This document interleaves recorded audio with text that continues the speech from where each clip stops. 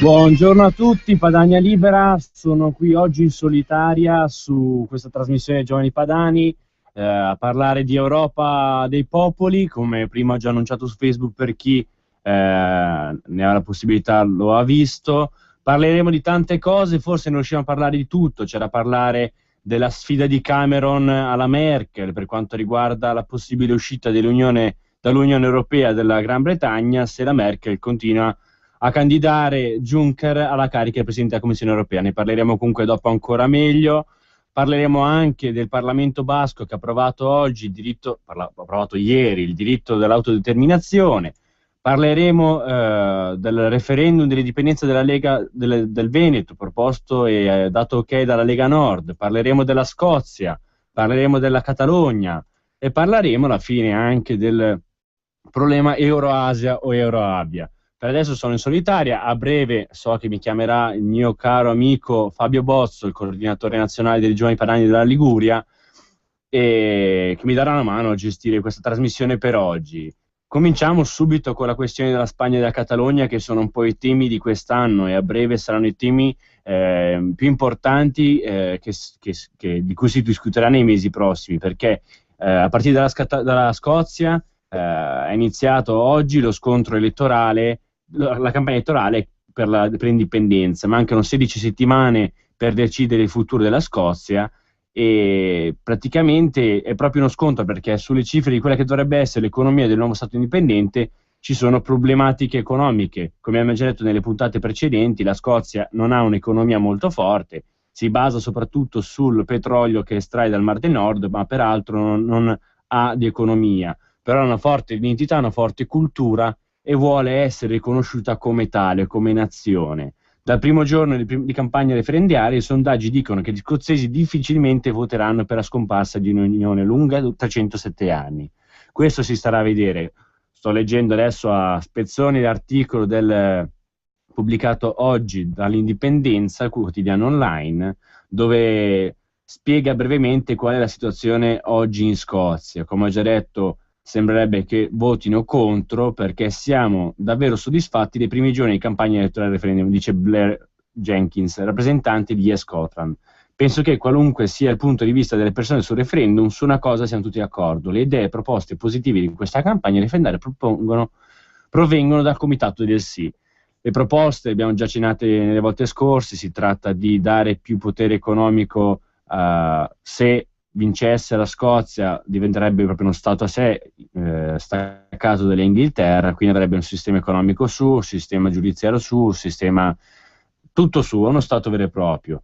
Se comunque andasse male si può comunque tentare un ritrattamento, secondo me, con l'Inghilterra per riuscire a essere comunque più autonomi di quello che sono. L'Inghilterra, o meglio il Regno Unito, comunque secondo me e secondo altri studiosi di scienze politica sta diventando uno Stato federale, sta passando pian piano a concedere più potere alle regioni, a piccoli stati interni a sé, perché comunque hanno così maggior potere di gestione, hanno più potere economico e tanto altro. Sempre parlando di Scozia, mi ricollego alla sfida di Cameron della Merkel, in cui praticamente Cameron minaccia la Merkel di far uscire dall'Unione Europea l'Inghilterra perché è contraria alla costante pubblicità che la Merkel fa per la candidatura del Presidente della Commissione Europea di Juncker, scusate. Leggo l'articolo che ho qui davanti a me. In realtà non deve lasciare sgomento, è notorio che il Regno Unito e molti altri paesi UE non vedono di buon occhio questa nomina.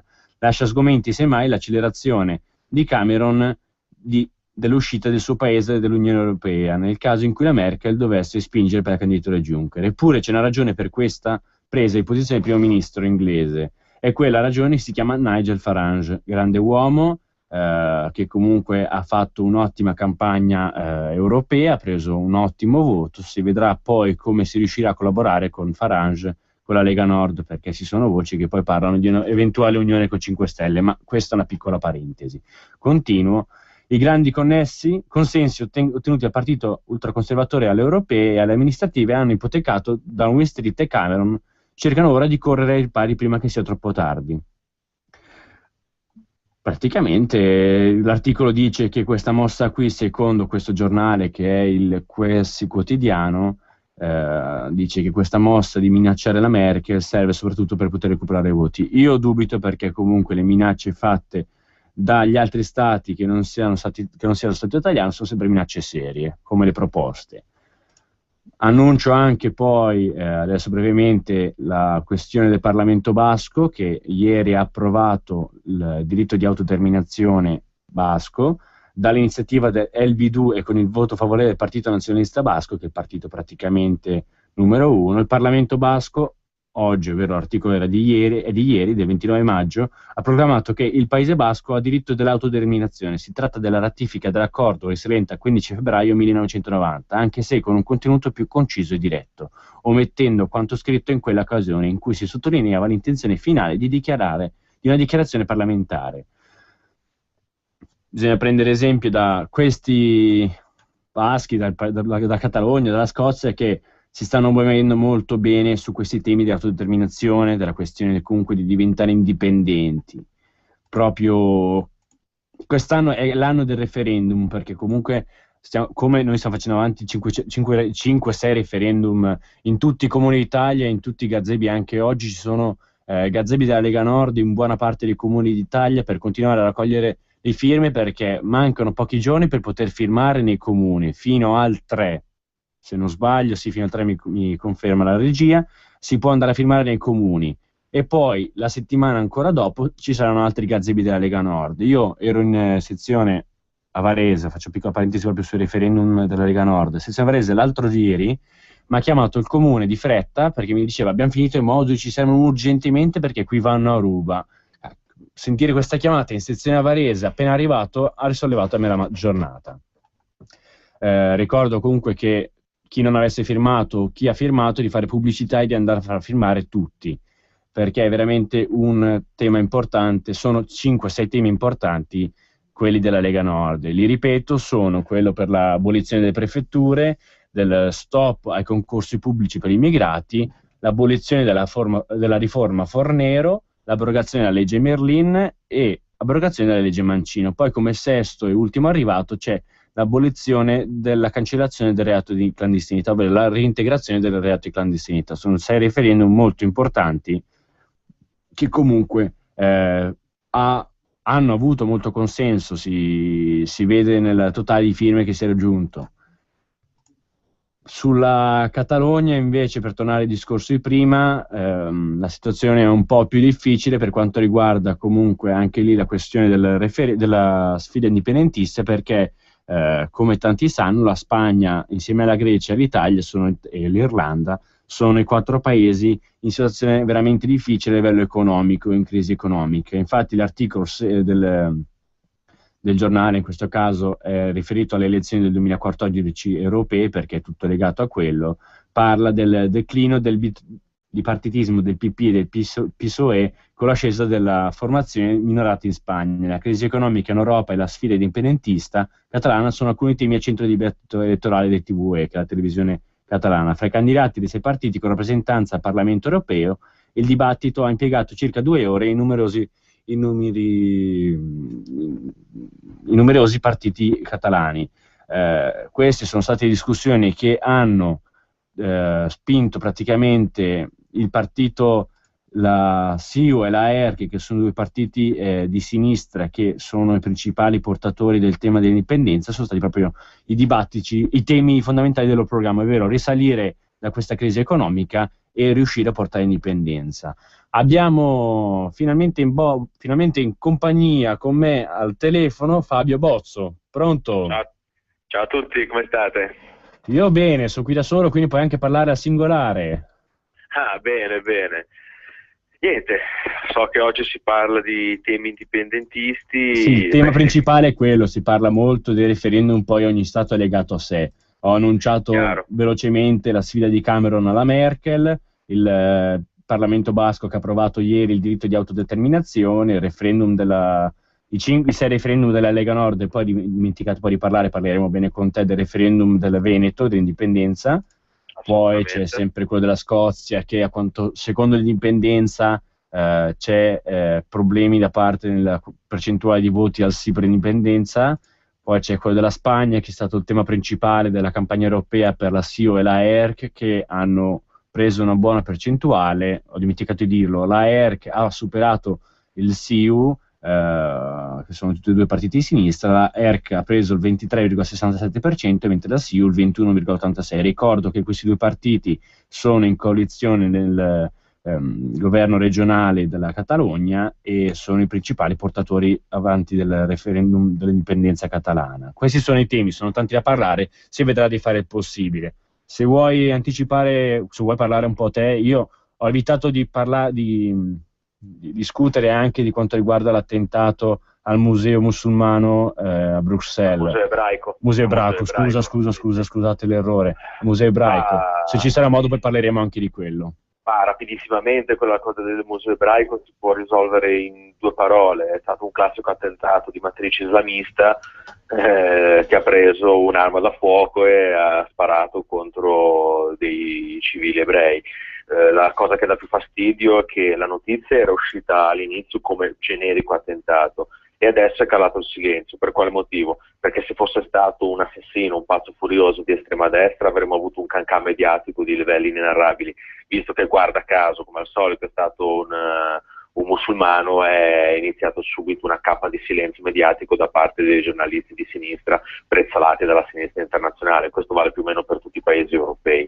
In breve è questo, è stato un attentato islamista, ma tutti hanno messo a tacere perché già la Le Pen prende troppi voti. Se facciamo vedere che i musulmani fanno attentati, allora poi ne prenderà ancora di più, tra l'altro continuerà a prenderne di più.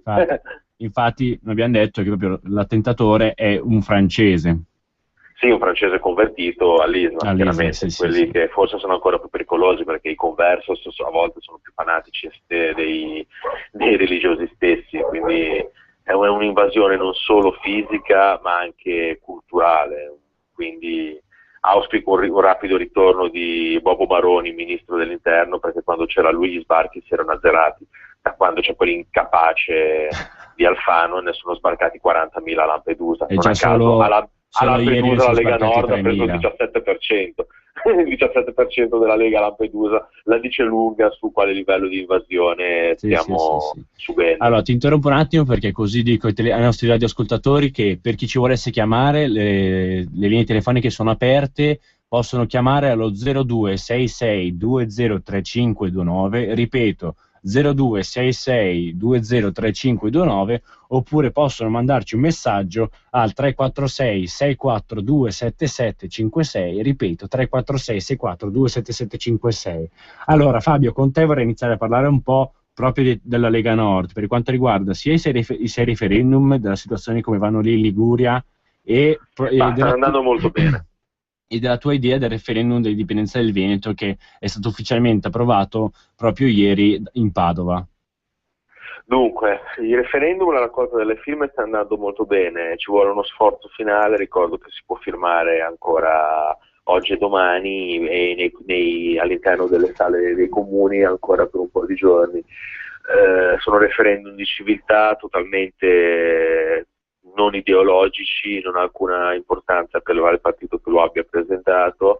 Sono, come dicevo, referendum di viver civile. Riguardo al referendum del Veneto approvato, quello è un grande esempio di democrazia, di volontà, di libertà dei popoli.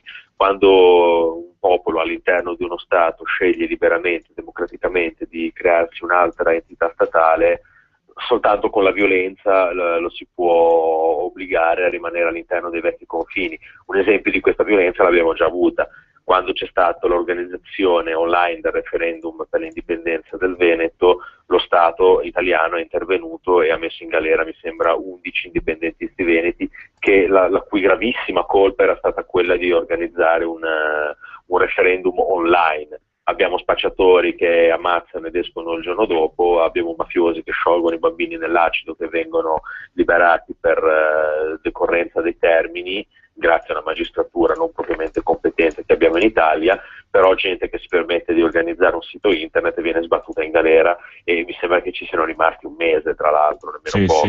Poi sono stati liberati anche grazie alle pressioni politiche del segretario Matteo Salvini, che aveva promesso una manifestazione al giorno intorno ai carceri. Si aveva fatto la proposta: se noi tirate fuori voi, li tiriamo fuori noi. Li veniamo a tirare fuori noi.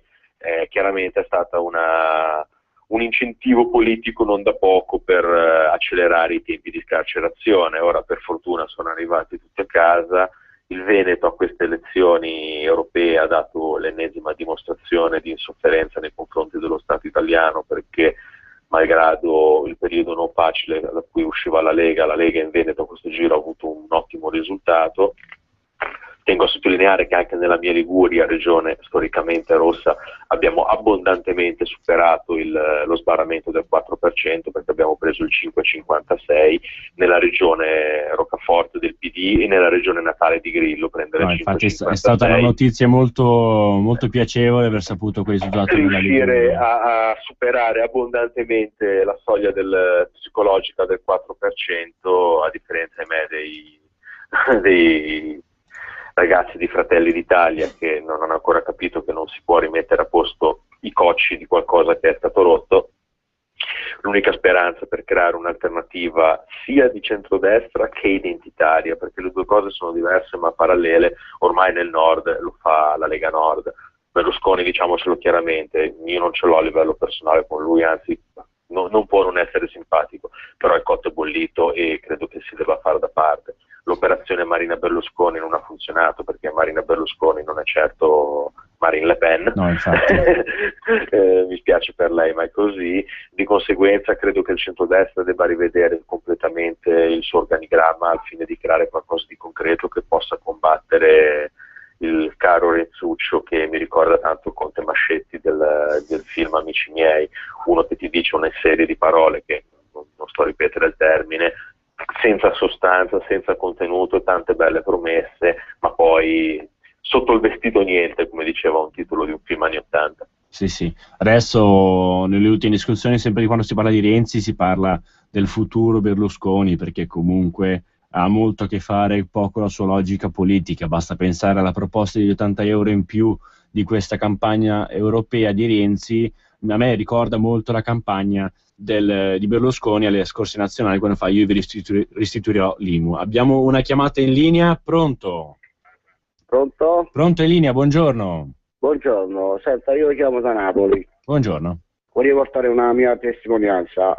Innanzitutto ho votato la Lega Nord e i 3 voti sono usciti a fatta maggiore, e più altri voti che avete preso in un altro paese. Vabbè, comunque il problema resta che i partiti delle altre bandiere hanno votato il PD per fare un piacere a qualcuno. Infatti nella zona dell'Agro Aversano hanno dato, cioè comunque hanno preso tanti voti perché votavano un certo Caputo e Paolo. Quindi se verificate in quella zona ci sono stati dei piaceri che poi non so a che cosa portano questi voti che hanno preso il PD. Io comunque ho preso questi 80 euro, come dicono, cioè come ha detto questo Renzi, però il mio voto non l'ha avuto né il mio né di quella della mia famiglia, perché ho sentito dire che forse elimineranno la transazione io ho 3 figli, hanno eliminato un primo figlio, quindi se me ne ha dato 80 se ne avete 50. Io già questa cosa già lo sapevo. Poi un'altra cosa, l'alleanza con questi partiti come la Meloni, i Forzi, come si chiama, e anche con Berlusconi, voi dovete camminare soli, perché questi sono gente che ormai hanno perso i buoi, adesso cercano le mucche. Avete capito come funziona? Sì. Quando perdono si vogliono lasciare a quelli che vincono, e voi dovete camminare da soli e dovete essere seri nelle vostre cose e nei vostri discorsi, perché poi si può vincete e poi cambiate strada, rotta, allora ognuno dico questi sono tutti gli stessi e non vengono più a votare. Comunque la maggior parte dei voti sono stati presi anche dagli insegnanti, perché se si ricorda all'inizio di quest'anno gli insegnanti dovevano restituire al tesoro non so quanti soldi, e Renzi aveva bloccato quella questa dicitura per avere questi soldi che loro hanno dato in più nel 2013, più e 80 euro. Ecco la politica come è stata fatta da Renzi da Firenze, il sindaco da Firenze. Ok, la ringraziamo per la chiamata, abbiamo subito un'altra chiamata in linea, pronto? Sì, ragazzi, buongiorno. Buongiorno, in linea. Telefono da Brescia, complimenti. Grazie. Volevo dirvi la mia di un discorso, un colloquio che ho appena avuto con delle persone che hanno votato la Lega. Io sono una militante, mi sto dibattendo da un paio di mesi nonostante la poca salute per far votare le persone, devo dire che mi sto convincendo parecchie. Però io non mi fiderei l'alleanza di nuovo col PDL, con Alfano. Alfano innanzitutto, se dovesse rientrare con la Lega, vi assicuro che non so se andrò ancora a votare, nonostante che sono una militante di tanti anni, perché quella persona lì è una persona spregevole che sta cercando solo di rovinarsi. Poi sento alcuni pareri che mettono in guardia Salvini, proprio perché la Lega quello che ha avuto l'ha avuto da sola. Noi dobbiamo cercare di convincere, di crescere, ma da soli, col nostro programma che è sempre stato a difesa delle famiglie, del territorio, delle nostre origini. Perché loro, quelli di centrodestra, PDL, Meloni, eccetera, vengono adesso a cercarci perché hanno perso le braghe, ma saranno sempre dei traditori. Padania Libera e complimenti a tutti voi. Padania Libera sempre indipendente, ringraziamo anche questa radioascoltatrice che ci ha chiamato. Abbiamo una terza chiamata in linea, pronto? Salve, sì, io parlo dalla Sardegna e sono in perfetta sintonia con la signora che mi ha preceduto. In più io da subito, dall'inizio, chissà perché, io dubito della vittoria di Renzi, ci deve essere qualcosa sotto, c'è niente da fare, perché nessuno di coloro che sento parlare è in favore a lui. Non riesco a capire com'è che abbia fatto a vincere queste elezioni. Ne parleremo poi bene anche buonasera. dopo. Grazie a lei, buona giornata. Abbiamo un'altra chiamata in linea. Pronto? Sono Angelo dalla provincia di Brescia. Io sono un militante, vorrei dire a tutti i militanti di stare tranquilli, che Matteo Salvini non è uno sprovveduto e sa lui quello che sta facendo. Il referendum veneto, eccetera, eccetera. Non è sicuramente l'ultimo arrivato e di politica ne mastica, quindi sicuramente dare consigli può essere anche positivo, ma non è l'ultimo arrivato il nostro Matteo. I consigli sono sempre ben accetti. Grazie mille. Abbiamo un'altra chiamata in linea. Pronto? Buongiorno da Vicenza. Buongiorno. Io mi trovo d'accordo col signore di Napoli, perché in fin dei conti voi in Europa avete difeso i prodotti italiani da soli. Forza Italia, il partito di sinistra, il PD, ha massacrato l'Italia e i produttori italiani. E voi queste cose dovreste dirlo e farlo sapere alla gente. In Italia, voi che siete stati secessionisti, avete fatto delle leggi che aiutavano non il nord, ma tutta l'Italia. E queste cose dovreste dirle, ripeterle. Okay. Capito? Avere un programma di quello che avete fatto e dirlo alla radio. Ok. Dai, ringraziamo queste chiamate che arrivavano una dietro l'altra, è stato molto bello. Partiamo. Bozzo, sei ancora in linea? Sono sempre qui. Ok, vuoi fare un paio di commenti o analizzare un po' quello che è detto da queste 5-6 chiamate? Indubbiamente emerge da nord a sud ormai un'insofferenza verso Berlusconi. Vabbè, Alfano non lo considero neanche facente parte a livello politico, sia chiaro, del genere umano, perché è un infame, un traditore, una persona amorale che è riuscito grazie al suo clientelismo in Sicilia a superare per un soffio lo sbarramento del 4%, ma è politicamente a uno zero che cammina, e poi comunque chi tradisce una volta tradirà sempre, quindi di Alfano non serve neanche parlarne. Berlusconi ormai ha fatto la sua storia, come dicevo prima, io non ce l'ho con Berlusconi, ma emerge anche dalle telefonate, quando parli con l'uomo comune, ormai Berlusconi non ha più niente da dire, cioè l'ultima che si inventa può essere quella che regala le dentiere a tutti gli anziani che lo votano, ma sono 20 anni che promette e non fa niente, e prima era colpa di qualcuno e poi era colpa di qualcun altro, è sempre colpa di qualcun altro tranne che sua, ma comunque lui continua a non mantenere quello che promette.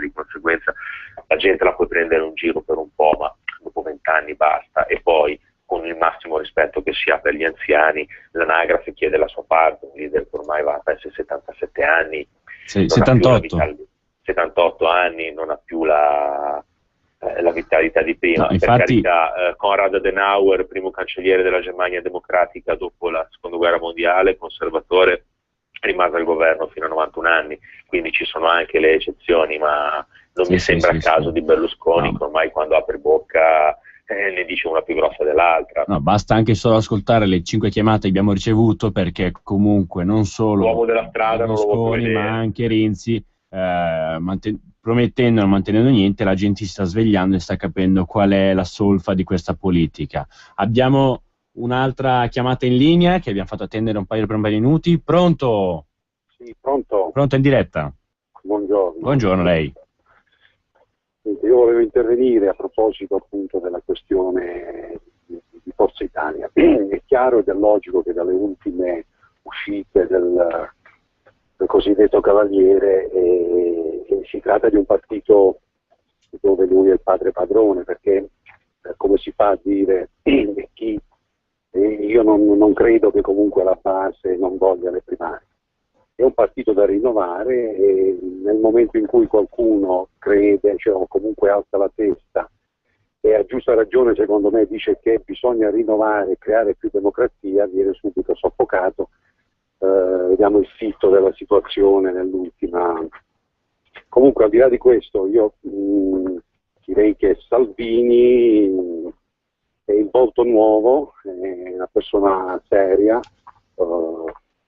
pulita, e secondo me dovrebbe proseguire su questa strada facendo tesoro degli errori del passato. Sì. Per non insomma, gli errori servono per essere ripetuti e crescere come un partito del popolo.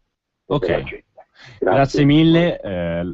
Per fare prima dello stacco musicale un breve commento su questo ultimo radioascoltatore che ci ha chiamato.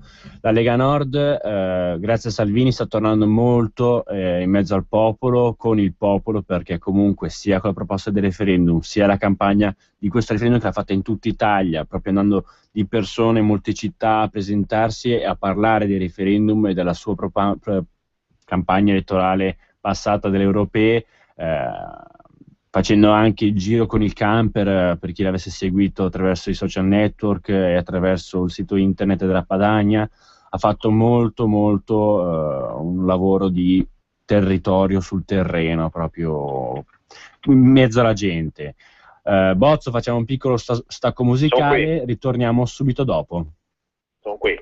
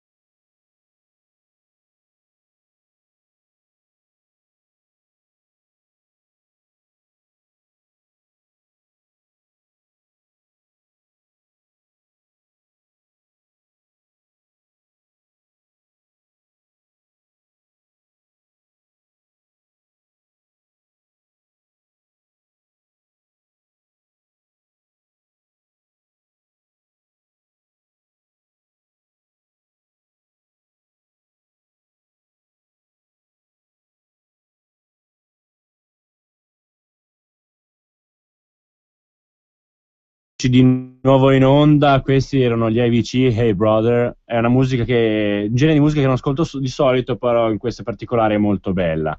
Torniamo pure a parlare dei temi stiamo parlando. Ci siamo un po' sviati prima parlando di Renzi Berlusconi, che mi ha fatto molto piacere perché comunque abbiamo avuto molte chiamate. Adesso possiamo continuare a parlare sempre del referendum della Lega Nord in Veneto, perché comunque l'indipendenza del Veneto, comunque l'indipendenza della Padania è sempre stato, innanzitutto l'indipendenza della Padania è sempre stato il progetto base della Lega Nord, è nello statuto della Lega Nord articolo numero 1, e già con la campagna elettorale della regione Lombardia dell'anno scorso si era già parlato di queste iniziative e si è riconfermato praticamente proprio la volontà di arrivare all'indipendenza. Adesso nei giorni prossimi, nei mesi prossimi, si vedrà l'attuarsi di questo progetto e tutti i procedimenti che ne verranno a seguito.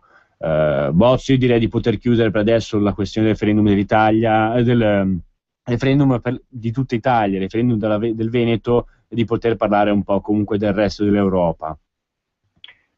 Sì, indubbiamente anche in Europa tutto il continente è scosso da movimenti indipendentisti. Hai citato già Scozia, Catalogna e Paesi Baschi, che sono i casi più eclatanti. La Spagna forse è il paese che più è a rischio di frantumazione, di collasso, perché un po' come l'Italia è un puzzle tenuto insieme fondamentalmente dalla Guardia di Finanza, ma che non ha una vera identità comune. I catalani e i baschi grosso modo sono i più tartassati, che mantengono il resto del paese e di conseguenza hanno da sempre spinte autonomiste, oltre ad avere anche una storia e una lingua che nel caso dei catalani si differenzia abbastanza da quella spagnola. Nel caso dei baschi, tra lingua basca e lingua spagnola, invece siamo proprio agli antipodi. Sono due mondi diversi. Il basco è una lingua isolata addirittura. Sì, è più un mix tra francese e il spagnolo, poi con un mezzo di altro che non si sa di che. Per chi avesse avuto modo di visitare Barcellona, vede proprio come la lingua catalana sia il fulcro centrale proprio della realtà di Barcellona, perché comunque ovunque tu vai hai sempre prima catalano e poi forse dopo o spagnolo o inglese. All'aeroporto di Barcellona addirittura c'è catalano, inglese, spagnolo. Sì. Questa è la triade. Per ragioni economiche chiaramente baschi e catalani hanno ragione al 100%, perché quanto danno in tasse poi non viene restituito dal governo centrale spagnolo di Madrid. Una situazione quasi identica a quella italiana, sebbene con cifre molto meno elevate di quelle del nord Italia rispetto al governo centrale di Roma. Sì. La Scozia invece è una situazione un po' più bella dal punto di vista politico-istituzionale, perché la Gran Bretagna, che ha i suoi difetti come tutti, però è una democrazia più compiuta della Spagna, e il Premier Cameron, scozzese, però di tutto il Premier della Gran Bretagna, ha detto: fate il vostro referendum, ve lo riconosciamo, io spingo perché la gente vota no, perché io credo che la Gran Bretagna sia un bene, bla bla bla, però avete la libertà istituzionale di fare il vostro referendum. Questa è una cosa che va molto onore dello Stato britannico, il fatto di permettere una consultazione popolare libera e indipendente, cosa che invece non sta succedendo in Spagna. La Spagna, che ha diciamocelo chiaramente, non è più una dittatura del 75, la Spagna, cioè dall'altro ieri, ha detto che se provano a fare l'indipendenza non solo non riconoscono il referendum, ma manderanno i carri armati, così.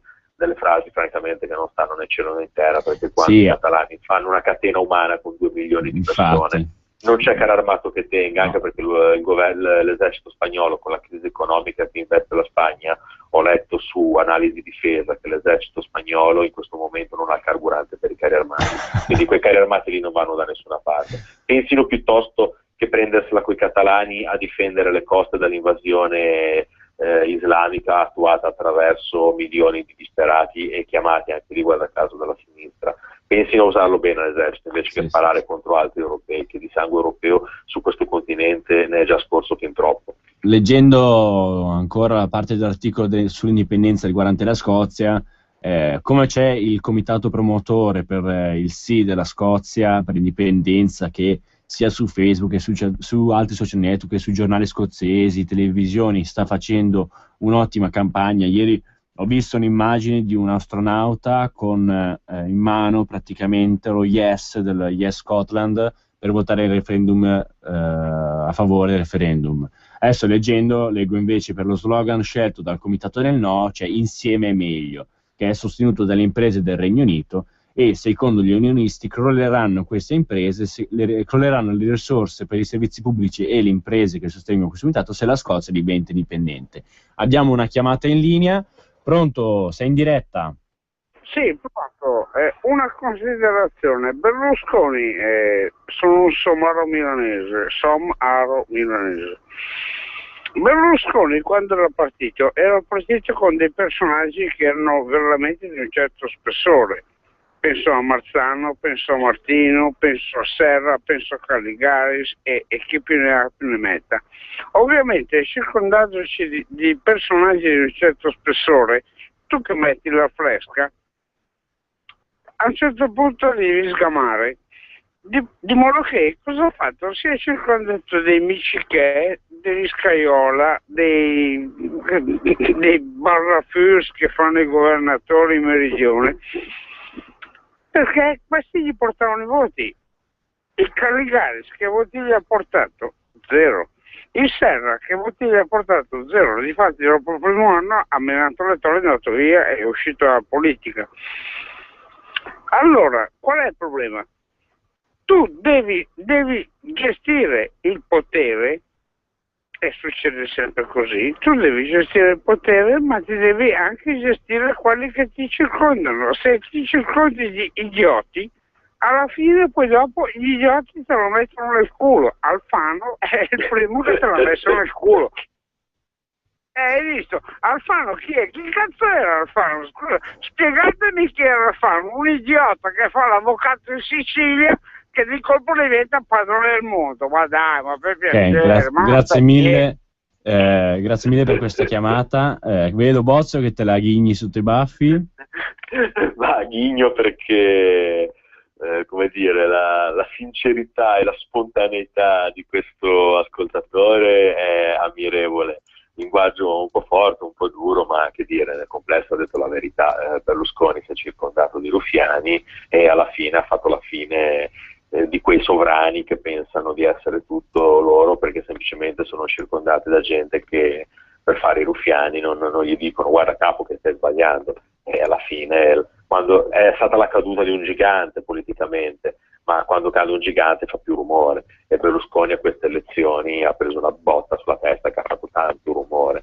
Ragazzi, Forza Italia è sulla viale del tramonto, diciamocelo chiaramente, bisogna creare qualcosa di nuovo oppure bisogna concentrare, lo dico a quegli elettori di area che magari non hanno mai votato Lega Nord, devono da adesso mettersi un cuore in pace e votare Lega Nord, perché al nord la Lega è l'unico baluardo contro la sinistra, contro una sinistra mondialista. E comunque anche in tutta Italia è l'unico baluardo contro l'immigrazione. E in tutta Italia è l'unico baluardo contro l'immigrazione, come dicevo prima, andatelo a chiedere a quelli di Lampedusa, che a Lampedusa il 17%. Sì. Abbiamo preso anche il comune sotto l'Etna.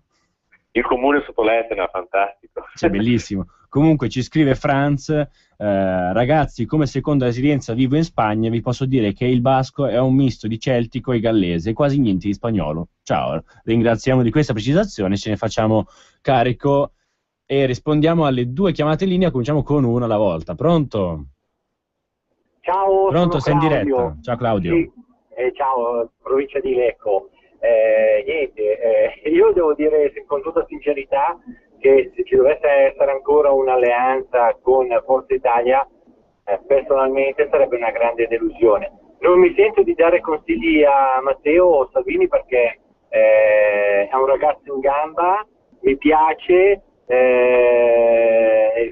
l'unica cosa le dico è di stare attenti. Nella mia piccola realtà, dove anche noi abbiamo fatto i gazebi e lo faremo ancora per il referendum, l'ultimo, voglio dire, siamo riusciti a ottenere ancora dei pochi voti in più dall'ultima volta. Non vorrei che tutto il lavoro fatto venisse così scemato da un'alleanza che sinceramente ve lo dico con tutto il cuore. Noi poi abbiamo avuto il settore Brambilla, Lecco, che ragazzi ha sconvolto la nostra situazione, proprio perché non piace e non va. Stiamo attenti, perché dico, è meglio pochi voti ma buoni, non perdiamo quelli che siamo riusciti a riacimolare. Poi per quanto riguarda al discorso delle persone, come diceva prima il solito ascoltatore, che spesso lo sento, in effetti è vero, cioè il signor Berlusconi tira fuori la fresca e si è circondato purtroppo di persone idiote. Non dico niente sulla capacità di Berlusconi, però purtroppo la realtà l'ha insegnato anche la storia, che quando non ci sono più le persone affidabili succede quello che succede. Però forza Lega Nord, e mi raccomando, stiamo attenti a quello che stiamo facendo e di non fare passi sbagliati, perché cadere è un attimo, ma se è stato bravo non roviniamo tutto. Buona Padania. Grazie mille, buona Padania anche a te. Specifico subito, ieri girovagando un attimo sul profilo di YouTube della Lega Nord Padania, ho visto l'intervista fatta a Salvini subito dopo l'incontro con Forza Italia, perché è andato da quelli di Forza Italia praticamente a fare questo incontro e gli ha fatto firmare 2 dei 6 referendum della Lega Nord che sta proponendo, e subito dopo un giornalista gli chiede: allora è possibile un'alleanza tra Lega Nord e Forza Italia? E Salvini fa: no, per adesso no, e comunque finché loro staranno vicini a Renzi, loro voteranno a favore del Ius Soli, voteranno a favore dell'eliminazione del reato di clandestinità e tutte queste altre cose che hanno fatto nei mandati scorsi, noi non avremo alleanze con loro. Quindi per adesso rassicuro tutti i radioascoltatori che ci stanno ascoltando e consiglio di andare a vedere quel video su YouTube se ne hanno la possibilità, perché chiarisce molto l'idea di Salvini su quello che è per adesso una possibile alleanza o no. Abbiamo un'altra chiamata in linea. Pronto? Pronto, in linea, dica pure. Sì, niente, volevo riferirmi insomma agli ultimi discorsi delle linee telefoniche. Allora, per quanto mi riguarda, Salvini ha dato un'inversione di tendenza alla Lega, si è visto anche nel voto nelle ultime elezioni europee. È chiaro che è innegabile che la Lega negli ultimi periodi si era un po' appiattita sulla politica, diciamo, un po', come dire, insulsa dell'Italia, e quindi Salvini la sta riportando, secondo me, su quella che deve essere la vera politica. Pronto? Pronto, sì, stavo ascoltando. No. Niente, per il discorso delle alleanze secondo me nulla, non sono importanti. Secondo me è più importante, è la vera novità della Lega Nord è quella di andare a recuperare i consensi al sud, e Salvini deve continuare su questa strada, perché secondo me, fermo restando l'autonomia o tutto quello che si vuol fare, insomma le radici della Lega Nord, però secondo me su questa base qui pian piano non è facile, ma recuperando consensi e dando una mano tesa a quella che potrebbe essere la politica della legalità, io penso che il Sud potrà rispondere bene. E la Lega sotto questo aspetto potrebbe diventare un partito non solo del Nord, ma nazionale. Ok, grazie mille. Se posso dico la mia su questo tema della Lega Nord in tutta Italia, come comunque sta succedendo che si è aperta la sezione di Lega Nord a Roma e di altri nel Sud Italia. Secondo me è giusto dare una spinta, un supporto per la nascita comunque di una Lega Sud, una Lega Centro, che comunque siano abbastanza indipendenti dalla Lega Nord, perché devono avere comunque coscienza delle loro capacità, coscienza dei loro problemi, che la Lega Nord, che ha avuto 25 anni di storia al Nord, non conosce dei problemi del Sud. Si conoscono problemi maggiori, ma non quelli reali e effettivi. Quindi secondo me Salvini sta un po' facendo questo, sta dando sostegno a tutta quella gente che vuole poter iniziare un'attività simile a quella della Lega Nord come partito, ma a un certo punto li lascerà andare per la loro strada. Comunque abbiamo un'altra chiamata in linea. Pronto? È in diretta. Pronto, buon pomeriggio, sono anche lei. Da Bologna. Ciao. Io telefonavo allora, per sottolineare alcune cose che magari poi ci sfuggono. Allora, Comune di Bondeno, c'è stata la riconferma al sindaco di Alan Fabbri con il 63% dei voti. Sì. A mio parere, io e lui avevamo parlato dopo che hanno tentato di far saltare per aria la sede di Modena. Sì. E sì, insomma, c'era un po' di incertezza. Cioè, lui ha detto: ma io penso di essere rieletto, però sai, qui è la situazione difficile, e invece il 63% risultato lusinghiero. L'altro risultato, allora, c'era un patto che girava in camper in centro Italia, che è il nostro Marione Borghezio, ed è stato eletto.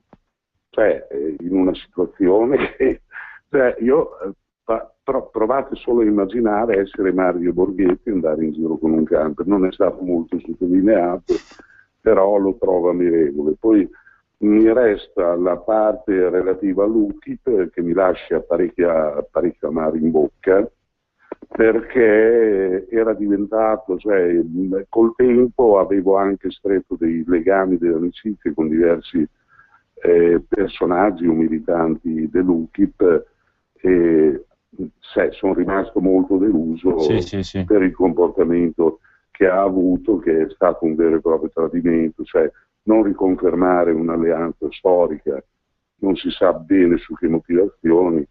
Insomma, questo è stato per me piuttosto deludente, ma forse un fattore personale. Però dispiace. E così comunque, dai, siamo andati bene. Siamo andati bene e si può andare ancora meglio se si continua su questa strada di tornare in mezzo alla gente, a lavorare per loro e con loro. La ringraziamo per la chiamata. Ne abbiamo subito un'altra oggi, la giornata delle chiamate. Mi piace questa cosa, vai. Pronto, in diretta? Buongiorno a tutti. Buongiorno anche a lei. Chi è, da dove chiama? Allora, mi sono un cittadino della Repubblica Veneta. Oh, un futuro... Ho ricusato questa settimana consegnando al mio comune di Ciarea la cartella elettorale, ho ricusato la cittadinanza italiana per quella veneta. Bene. Per cui mi dispiace sempre voi altri, e specialmente i vostri politici qua della Lega Nord del Veneto, che a parole e tutti per l'indipendenza del Veneto, ma nei fatti fa finta di girarsi da quell'altra parte, e siamo stanchi di questi volta gabbana. Cioè, allora, o l'appoggio veramente appoggio coerenza con quel che si dice, se no che solo dei fanfandoni, e i fanfaroni non ne piace più. Ne sono ti spiegare? Sì, spiega. Posso rispondere io? Rispondi pure. Tanto ringraziamo il radioascoltatore. Userei un attimo, scusa, mettere anche Davide Quadri, che è l'altro mio aiutante conduttore molte volte, e come Bozzo, rappresentante estero per i giovani padani, lo metto in linea così parliamo anche con lui. Ciao, buona Padania, eccomi. Parla pure, Bozzo. Al signore Veneto, di cui comprendo pienamente il suo ragionamento, massima stima. La Lega sicuramente può aver avuto una sua storia politica ventennale con alti e bassi, però se si parla di indipendenza del Veneto da un punto di vista politico è grazie alla Lega. L'articolo 1 della Lega parla chiaro, l'hai citato prima te, si parla di indipendenza, e nel concreto, perché giustamente il signor Veneto, i Veneti sono persone concrete, diceva: cosa avete fatto nel concreto? Beh, nel concreto il governatore leghista Zaia ha fatto tutte le mosse politiche possibili e immaginabili per ottenere il voto di referendum indipendentista, appoggiandosi quindi anche a tutti gli altri movimenti indipendentisti non leghisti. Di conseguenza in Veneto, soprattutto, ovunque, ma soprattutto in Veneto, l'indipendentismo della Lega, oltre ad avere copyright, perché siamo stati i primi a parlarne, è concreto, vero e non ha subito tentennamenti. Chiaro, quando hai il 10% puoi fare la voce grossa, quando hai il 3% no. Quindi, anche se ci sono scusate il termine, degli scazzi personali, ci si tappa il naso, si vota Lega, che è l'unico movimento indipendentista. Fine. Sì, basta vedere anche la situazione in Veneto, che Davide, se vuoi discutere un po' tu del... Sì, io concordo completamente con l'analisi di Fabio, anche perché l'unico partito che adesso ci sta uscendo dalle tane, ci sta mettendo la faccia e che ha qualcosa da perderci è la Lega, perché finché ha qualcosa da perderci sono le sigle da 0, non hanno niente da perderci. Quando un partito che è radicato, che vive anche comunque di politica ad alti livelli, si mette in gioco, rischia sicuramente di più.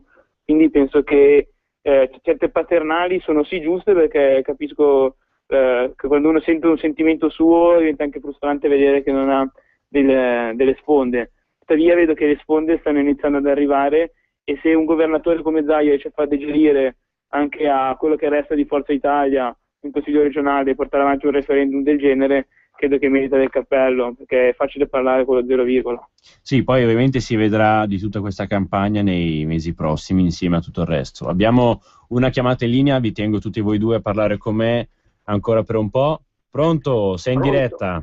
Pronto, buona giornata. Buona Io sono giornata Dino. Io consiglierei a Maroni e a Salvini che gli esodati, i disoccupati, chi non ha reddito, in Lombardia dobbiamo dargli almeno 800 euro, no? Perché come Renzi è riuscito a dare gli 80 euro, noi non dobbiamo avere pietà di nessuno, bisogna dargli un minimo così, e io sono convinto che la Lega arriva al 20% e non ha più bisogno di nessuno. Se Maroni e Salvini hanno paura, stanno lì, negretto sì, negretto no, diciamo saremo una povera Lega del 5-6%, bisogna fare qualcosa di più deciso. Ok, la ringrazio per questa chiamata. Comunque ricordo che tra i 5 referendum iniziali della Lega Nord c'è proprio l'abolizione della riforma Fornero, che ha completamente escluso tutti gli esodati. Io volevo fare, ho chiamato giusto per fare Fai. una piccola sintesi su quella che sono le alleanze europee che si stanno delineando. Bene. Perché anche prima appunto l'ascoltatore parlava dello UKIP, di come flirti con Beppe Grillo. Io inviterei tutti alla calma sul gruppo europeo, perché c'è in atto molta diplomazia, con anche gente che si sta comportando non bene come ci si aspettava, ma sicuramente penso che il progetto sfocerà con un bel gruppo patriottico, bello cazzuto. Se vuoi fare un po' un sunto di tutti quelli che sono gli altri partiti con cui siamo in alleanza o con cui andremo in alleanza d'Europa. I 5 sono gli stessi della conferenza stampa di Salvini, quindi Van Belang, il partito di Wilders, il Front National e l'FPO austriaca di Strache. Gli altri partiti con cui si parla sono quasi tutti partiti che facevano prima parte delle FD con noi, quindi anche nello UKIP c'è una corrente che vorrebbe lasciare stare Grillo e seguire più la Marine Le Pen, per non parlare poi degli svedesi con cui si era intavolato un discorso, ma che non sembra andare in porto più di tanto. Poi ci sono i finlandesi, i danesi, i lituani, i polacchi appena arrivati al Parlamento europeo, anche i tedeschi. Cioè, c'è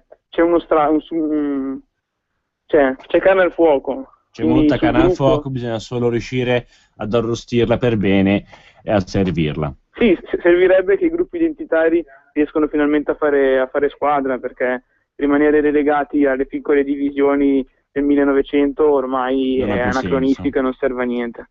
Ok, facciamo un piccolo stacco musicale, così facciamo un po' riposare anche i radioascoltatori da questi continui discorsi, anzi salti di discorsi da uno all'altro, ma tutti legati per quanto riguarda l'indipendenza. Metto su la pubblicità e poi subito dopo uno stacco musicale.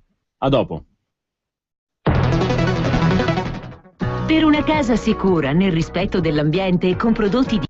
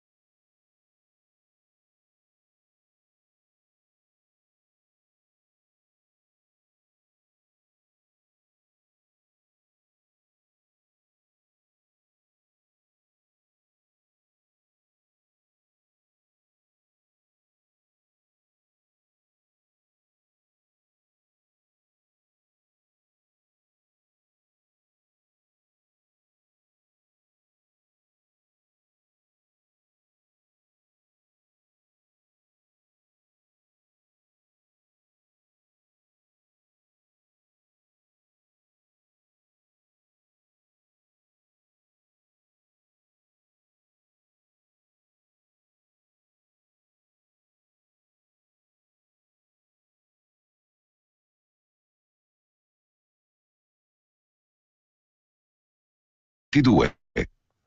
Ok, non facciamo subito lo stacco musicale perché tra poco Bozzo ci saluta. Continuiamo pure col discorso di prima, tornando un po' sulle alleanze. Se vuoi continuare, Davide, e fare anche un po' un'analisi di quello che abbiamo detto fino ad oggi, fino adesso, ti faccio un po' riassunto. Abbiamo parlato di come è andata la campagna europea per la Catalogna, di quali sono stati i loro argomenti promotrici della campagna elettorale, che sono stati praticamente la crisi economica e il referendum. Abbiamo parlato della Scozia, che secondo alcune fonti non andrà bene perché comunque non hanno un'economia forte, mentre secondo altre anzi andrà bene perché comunque ci sono gli indipendentisti molto fermi. Abbiamo parlato dei 6 referendum d'Italia con tantissime chiamate da parte degli ascoltatori. Abbiamo parlato anche del referendum indipendentista per il Veneto, abbiamo parlato dell'Inghilterra, della minaccia per quanto riguarda l'uscita dall'Unione Europea se la Merkel continua con la sua campagna promotrice. Abbiamo accennato qualcosa per quanto riguarda l'attentato di Bruxelles al museo, e credo basta. Se vuoi fare un po' che sono comunque argomenti che tu sai, quindi se vuoi fare un po' tu un'analisi tua e dirci il tuo parere, con Bozzo che intervenga pure. Bozzo, se vuoi intervenire pure. Certo. Vado? Vai, In scusa. particolare è come si contrappongono due tipi di indipendentismo, quello euroscettico e quello eurofavorevole. Infatti trovo molto particolare come comunque nazioni come la Catalogna o la Scozia, più che altro la Catalogna, che ha ricevuto sempre no e dinieghi da parte dell'Unione Europea, riesca ancora a credere nell'Unione Europea. Sembra un po' una sindrome di Stoccolma, più che altro. Sì. E invece per quanto riguarda proprio la situazione indipendentista europea, qual è il tuo progetto, la tua visione del futuro dell'Unione Europea? Il futuro intendo dire da qui a un anno, non da qui a 100 anni. Se Bozzo vuoi dire anche la tua, che così abbiamo più confronti. Secondo me l'Europa deve scegliere se diventare una confederazione di popoli liberi oppure scomparire. Troppi popoli europei, da quelli piccoli non rappresentati come quello può essere quello veneto, piccoli nel senso di dimensione, i paesi scandinavi, i paesi baschi, fino a popoli numerosi di primaria importanza politico-economica come quello francese. A queste elezioni hanno dato un chiaro segnale di insofferenza. O questa Europa si ristruttura dal suo interno completamente, mandando a casa un po' di euroburocrati, che io chiamo eurocriminali, e mi assumo la responsabilità di quello che sto dicendo, oppure il sogno europeo si trasformerà in un incubo, che ci sarà un collasso dei contrasti, la rinascita dei nazionalismi. In questo la moneta unica, l'euro, è stato il crimine nel crimine, perché mettere insieme sotto un'unica moneta, che però non ha un'unica banca centrale, economie totalmente differenti come possono essere quella greca e quella bavarese, piuttosto che quella lombarda e quella andalusa, è stata, non so, o è stato un genio del male quello che l'ha fatto, oppure era un cretino. Io ai cretini non credo, di conseguenza, perché a quei livelli lì di cretini non ce ne sono, di conseguenza probabilmente c'era un progetto ben chiaro dietro di creare degli stravolgimenti, annullare l'identità dei popoli per creare un grande mischione tanto caro alla sinistra mondialista. Probabilmente è stato questo, però i popoli, attraverso partiti come possono essere la Lega, la Le Pen, Strache e via dicendo, hanno dato un colpo di coda, un colpo di reni, chiamiamolo, per tornare sulla retta via. Sì. Speriamo di riuscirci. Noi combattiamo qui per questo all'interno dei confini dello Stato italiano. La Lega è l'unico partito che ha questa visione identitaria. Chiediamo alla gente di sostenerci. Vi saluto, vado a raccogliere firme. Grazie mille. Davide, se vuoi darci un'ultima tua opinione prima dello stacco musicale. Sì, però penso un po' anch'io come Fabio, nel senso, questa Europa sta portando veramente, questa Unione Europea sta portando alla tensione estrema all'Europa. Se si pensa che nelle Fiandre i nazionalisti fiamminghi, moderati o meno, ormai hanno preso la maggioranza di quello che è il Parlamento delle Fiandre, comunque sono la gran parte del voto unito delle Fiandre, quindi anche le Fiandre andranno sempre di più verso una situazione di o secessione o confederazione, che ne vogliano i vari euroburocrati targati Bruxelles. Se pensiamo all'esempio del fallimento dell'Unione Europea, e se pensiamo che il vecchio presidente del Consiglio dell'Unione Europea era Herman Van Rompuy. Herman Van Rompuy rappresentava il Belgio, un paese che per un anno non è riuscito neanche ad avere un governo. Cioè, l'esempio di come non si riuscirà ad avere un'Unione Europea che loro vogliono, e addirittura si vanno a risvegliare nazionalismi molto anche pericolosi, nel senso che poi quando la gente inizia ad avere fame, inizia ad esserci crisi economica vera, è difficile gestire l'ordine pubblico, è difficile gestire anche certi tipi di movimenti, e lì è la sfida del futuro di questa Europa. Se vuole essere Europa, l'Europa rinasce se rinasce Svizzera, perché se mantiene questo livello di centralismo collassa e anzi rischia solamente di far detonare nazionalismi pesanti. Sì, ok, ti ringrazio, ci risentiamo dopo. Adesso faccio un piccolo stacco musicale. Well, a Scotsman clad in kill.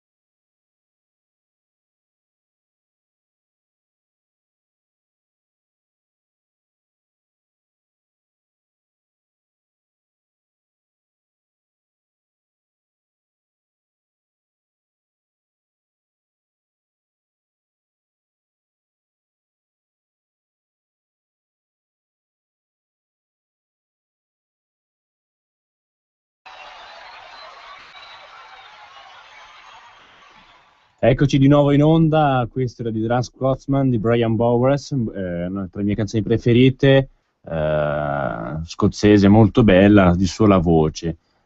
Torniamo pure al discorso di prima, adesso possiamo volendo analizzare altre tematiche. Davide, se vuoi proporre qualcosa. Penso che di carne a fuoco oggi ne abbiamo messa abbastanza. Tra l'indipendentismo veneto, che è molto sentito ultimamente, nonostante Renzi riesca a fare il 40% dei voti anche in Regione Veneto, cosa abbastanza particolare. Beh, bisogna dire che comunque ci sono stati degli ottimi risultati un po' in tutti i seggi elettorali d'Italia, perché comunque siamo riusciti a eleggere 1 al centro, siamo riusciti a prendere un paio di comuni a sud, tra cui adesso mi viene in mente che sono arrivati un po' di messaggi, e li leggo, dopo continuiamo. Abbiamo un messaggio da Frank da Como, in cui dice: di questo aiuto di Forza Italia ne avrei fatto volentieri a meno, sappiamo bene chi sono e cosa ci hanno portato già in passato, questi vengono per rovinarci ancora, andiamo soli e basterà solo il tempo per portare gli elettori di Forza Italia da noi senza chiedere niente a nessuno. Ringraziamo Frank da Como. Abbiamo un esempio di come si può rubare i voti a destra, si vede in Europa. Sì.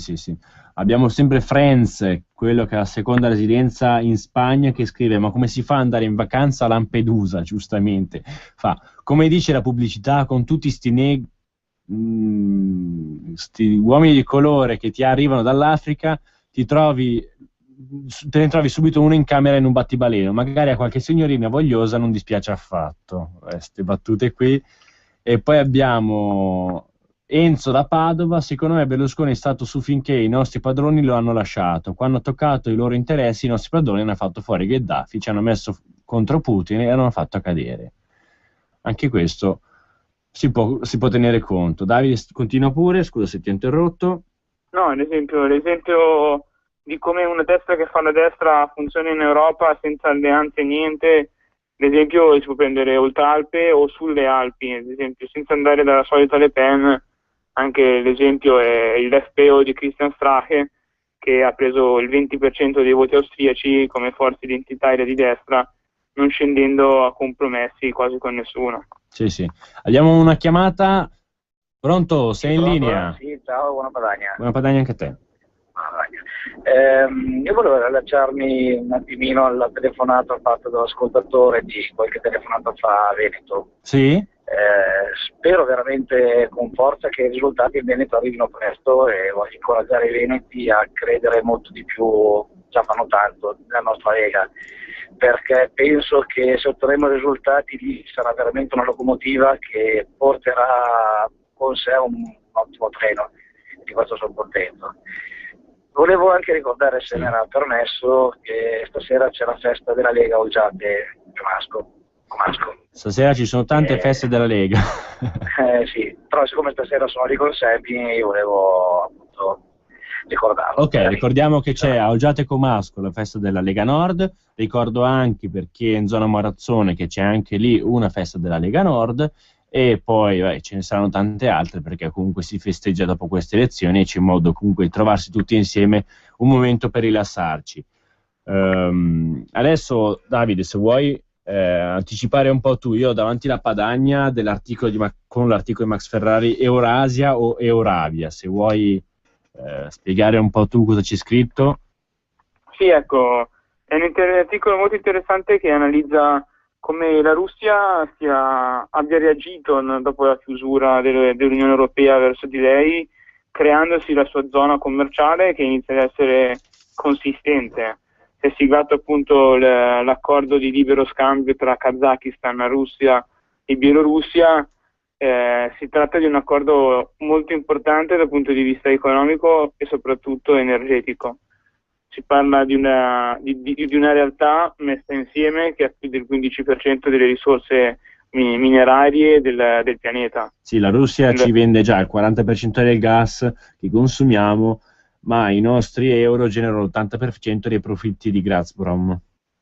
Sì, infatti è una realtà che bisogna prendere in considerazione. Non si può pensare di continuare a dare lezioni o pensare di dare lezioni alla Russia, inimicandosi quello che comunque è il sentimento comune russo e Vladimir Putin, senza poi temere delle ripercussioni, perché adesso hanno anche recentemente siglato un accordo commerciale con la Cina che comporterà che molto gas andrà direttamente dalla Siberia alla Cina. Loro prendono le conseguenze, loro agiscono di conseguenza. L'Europa cosa potrà fare? Potrà inseguire la chimera del gas di scisto e trapanarsi le montagne, provocando danni irreparabili al nostro ecosistema? Non credo. Potrà legarsi ancora di più col mondo arabo? Non mi sembra la soluzione. La Russia, tra l'altro, è l'unica che ci può salvare da un eventuale, proprio come dice il titolo, o Eurasia o Eurabia, perché comunque è quella realtà che ha comunque influenza attraverso 1000 contratti, 1000 patti stipulati, che possa comunque salvarci da questa invasione asiatica o arabica. Bruxelles ovviamente deve anche prendere una scelta, perché in questo momento ondeggia tra la possibilità di stare con la Russia o la possibilità di stare con gli Stati Uniti, perché alla fine sono queste due le grandi potenze di cui l'Unione Europea deve scegliere, tra cui l'Unione Europea deve scegliere. Sì, infatti l'Unione Europea dimostra ancora la sua inconsistenza quando non sceglie, non ha una politica estera che si possa chiamare tale, ma solamente dei grandi movimenti sparsi. La Germania intelligentemente rafforza comunque i legami a est con la Russia, infatti è stato l'unico paese che quando è stato il problema ucraino ha sempre tenuto un occhio di riguardo verso la Russia, perché sa che senza il gas russo tutto quello che è la produzione e comunque anche il riscaldamento della Germania avrebbe dei seri problemi. Poi ci sono alcuni governi fantoccio, quale Hollande o quale anche l'Italia, che vanno a inseguire, a fare le foto, farsi i selfie con Obama pensando che questo gli possa dare legittimità interna e aiutarli in questi problemi, quando non è vero. Pensare di importare gas dall'America è pura fantascienza. Infatti, proprio come poi hai anche detto tu, il caso ucraino è stato proprio un autogol per l'Unione Europea, perché proprio in quel caso lì non ha avuto capacità di contatto, di politicizzare con l'Ucraina, e ovviamente loro si sono rivolti alla potenza economica più vicina, ovvero alla Russia. Sì, infatti, nel senso, dimostra come le realtà più vicine alla Russia sanno che comunque può essere un partner interessante e anche stabile in confronto al Nord Africa, mentre da altre parti si pensa di poter fare la voce grossa quando in realtà non si ha neanche un'idea ben chiara di come sopperire a un'eventuale chiusura da parte del gas russo. Sì. Comunque ricordiamo che c'è sempre l'associazione di cui si promuove di fare comunque pubblicità per la Russia, o comunque di fare cultura tra Lombardia e Russia, proprio l'associazione Lombardia Russa, in cui tante persone sono già iscritte, ci si può iscrivere al loro sito. È una realtà esterna alla Lega, che comunque segue parallelamente il progetto di comunque associazione ad altre potenze su cui ci si può basare per fare alleanza non solo in Europa, ma in questo caso ormai anche esterno, perché la Russia non fa parte dell'Europa.